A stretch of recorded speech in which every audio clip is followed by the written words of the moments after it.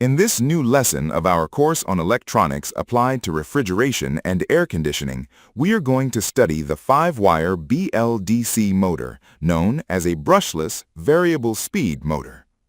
Let us begin by explaining that the BLDC, brushless DC, motor in air conditioning equipment can be used both in the indoor unit, evaporator, and in the outdoor unit, condenser. The BLDC motor is not powered directly by alternating current from the electrical grid.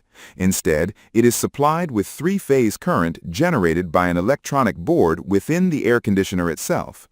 The distribution of this special current for the fan is carried out through an electronic module called the IPM. Remember that in the description of this video, you will find the link to access our full course on electronics applied to refrigeration. Let us look at the essential characteristics of the BLDC fan motor.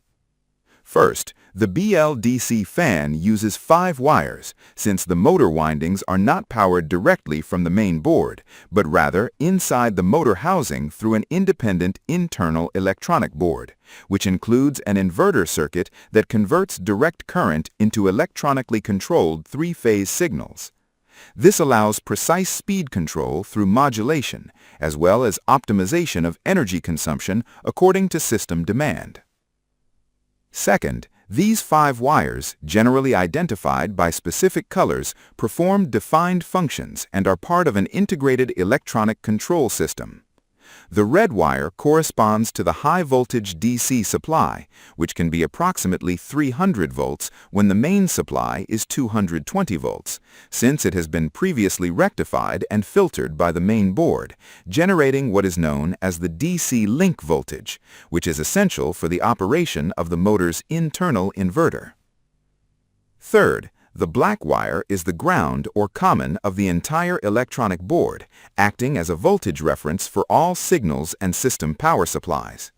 To verify the presence of the supply voltage, the board must be energized and the red probe of the multimeter placed on the red wire and the black probe on the black wire, ensuring that the equipment is operating under normal conditions and taking the necessary precautions due to the high voltages present.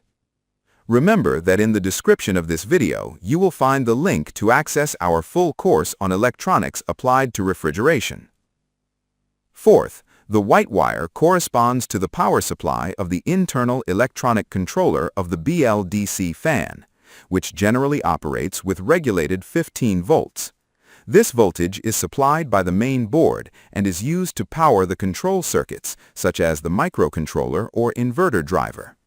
To verify this voltage, place the red probe of the multimeter on the white wire and the black probe on the black wire, with the board energized, verifying that the value is stable and within the expected range. Fifth, the yellow wire carries the signal or pulses coming from the main board controller, which are used to control the internal board of the BLDC motor. This signal is generally PWM, pulse width modulation, and its variation allows adjustment of the motor speed according to operating conditions. To verify this signal, place the red probe of the multimeter on the yellow wire and the black probe on the black wire, where varying DC voltage values should be observed, indicating active modulation. Sixth, the blue wire is a feedback signal from the BLDC motor to the main electronic board, indicating the rotor speed and position through internally generated pulses, usually by Hall sensors or electronic estimation. To measure this signal, place the red probe of the multimeter on the blue wire and the black probe on the black wire, obtaining a nearly constant or pulsating DC voltage value, confirming that the motor is sending information to the main board. Remember that in the description of this video, you will find the link to access our full course on electronics applied to refrigeration. Seventh, the procedure for testing the BLDC motor begins by disconnecting the equipment from the power supply, ensuring the technician's safety.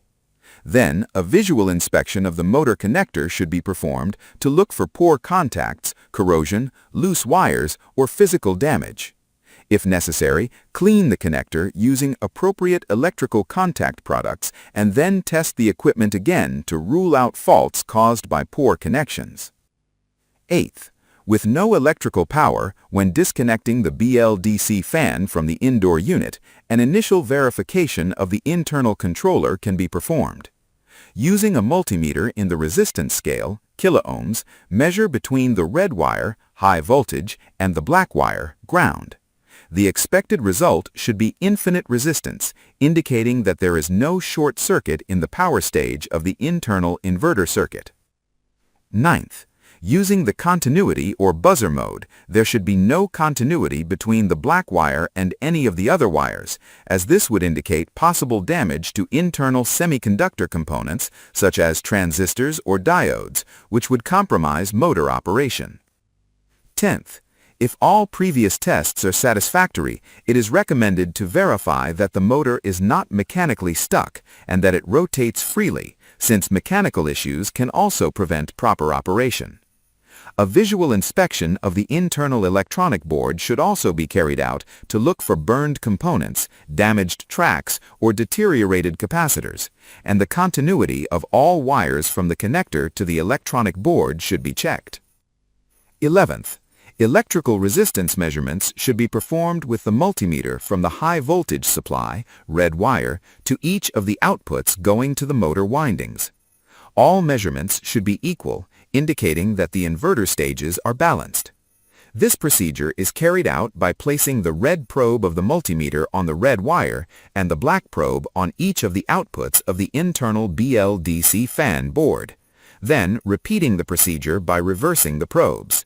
If any measurement shows different values, it is possible that the control board has faults in its switching components. Remember that in the description of this video, you will find the link to access our full course on electronics applied to refrigeration.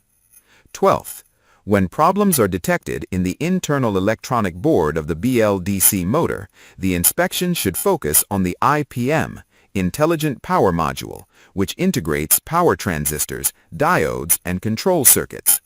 This module can be replaced with another of the same reference, provided the technician has the necessary experience and tools to perform the repair. To test the IPM of the fan motor, keep in mind that the IPM electronic circuit is internally composed of 6 IGBT transistors, which include internal diodes that must be verified to ensure proper module operation. These diodes play an essential role in reverse current conduction and in the protection of the devices during switching, so their condition directly affects the system operation. A failure in any of these elements can cause anything from irregular operation to complete system shutdown. To begin testing the integrity of the first 3 diodes, place the black probe of the multimeter on the positive input of the IPM circuit, ensuring good electrical contact, and with the red probe measure at points U, V, and W in order. The forward voltage values should be approximately 0.45 volts in each measurement, although they may vary slightly depending on the IPM model. It is essential that the readings are practically equal among the 3 points, since significant differences may indicate internal damage in one of the diodes or transistors. Then, test the other 3 diodes. To do this, place the red probe of the multimeter on the negative input of the IPM circuit, maintaining a firm connection, and with the black probe measure at points U, V, and W, following the same procedure as before. The values obtained should be similar to those of the previous test, indicating proper diode behavior in reverse direction.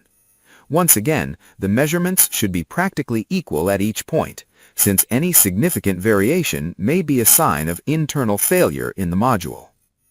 13th, if no electronic problems are detected, the electronic board should be disconnected from the windings, and the electrical resistance of the 3 windings should be measured.